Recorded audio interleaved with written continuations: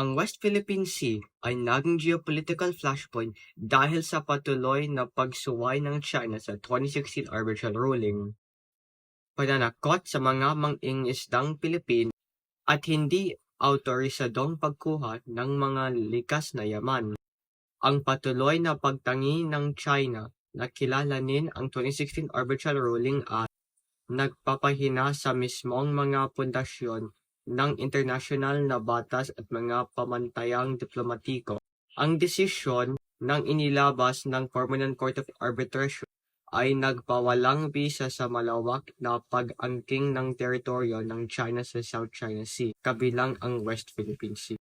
Sa kabila ng pagiging isang signatory sa UNCLOS, pinili ng China na balewalain ang legal na may bisyang desisyon na nagpapataas ng mga alalahanin tungkol sa pangako nito sa isang international order na nakabatay sa mga panuntunan. Ang arbitral ruling ay hindi lamang itinaguyod ang mga karapatan sa soberanya ng Pilipinas, ngunit nagdagdag din ng isang mahalagang pamarisan para sa paglutas ng mga alitan sa dagat sa pamamagitan ng mga legal na para na pinili ng China na balewalain. Ang mapilit na presensya ng China sa West Philippine Sea ay higit pa sa mga legal na alitan na nagpapakita sa anyo ng pananakot laban sa mga mangingisdang Pilipino.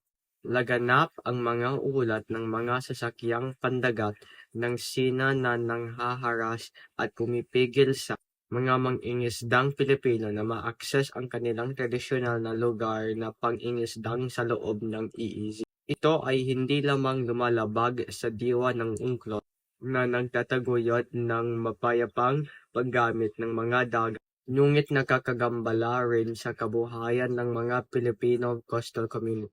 Ang pagbabawal sa mga mangingisdang Pilipino ay isang hindi makatarungang paglabag sa kanilang mga karapatan na nagdudulot ng kaharipan sa ekonomiya at nagbabanta sa food security ng mga apektadong rehiyon.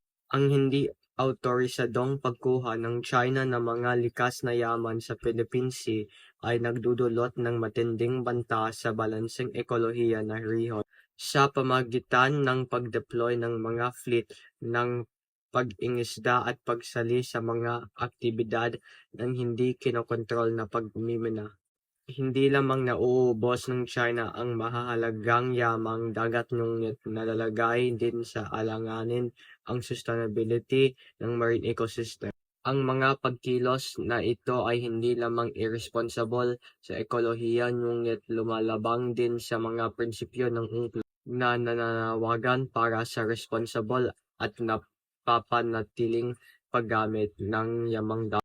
Ang walang pigil na pagsasamantala ng mga likas na yaman ng China sa West Philippine Sea ay nagpapalala sa mga hamon sa kapaligiran at ekonomiya na kinakaharap ng Pilipinas at mga karatig bansa. Ang konsepto ng Exclusive Economic Zone or EEZ at ang Archipelago Doctrine mahalaga sa pag-unawa sa legal na balangkas na namamahala sa mga hangganang pagtanggap.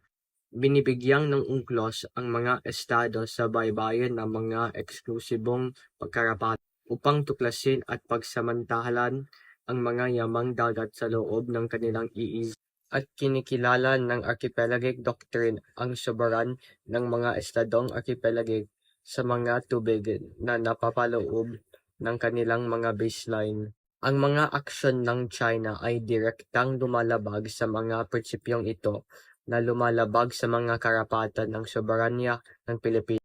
Ang EEZ at Archipelagic Doctrine ay mga pundasyon ng internasyonal na batas pandagat, at ang kanilang paglabag ng China sa West Philippine Sea ay binibigyang din kagyat na pag-angailangan para sa pagsunod sa itinatag na mga legal na pamantayan.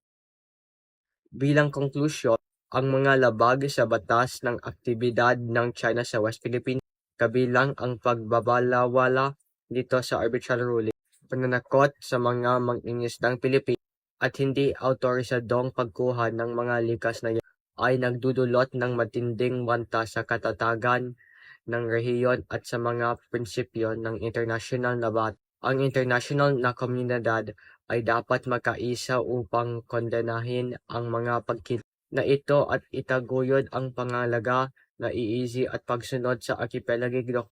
Ang pagpayag sa Sina na ipagpatuloy ang mga agresibong pagsalakay nito sa West Philippine Sea ay hindi lamang nakakaksira sa mga karapatan at soberanya ng mga bansa sa rehiyon, kundi isang magpag-anib na pamarisan para sa pamamahala ng batas sa mga internasyonal na relasyon. Ang agarang pangangailang para sa diplomatikong resolution at paggalang sa mga itinatag na legal na panantayan. Ang agarang pangaalingan para sa diplomatikong resolution at paggalang sa mga itinatag na legal na pamantayan ay pinakamahalaga upang matiyak ang isang matatag at kooperatiba ng kapaligarang pandagat sa West Philippine Sea.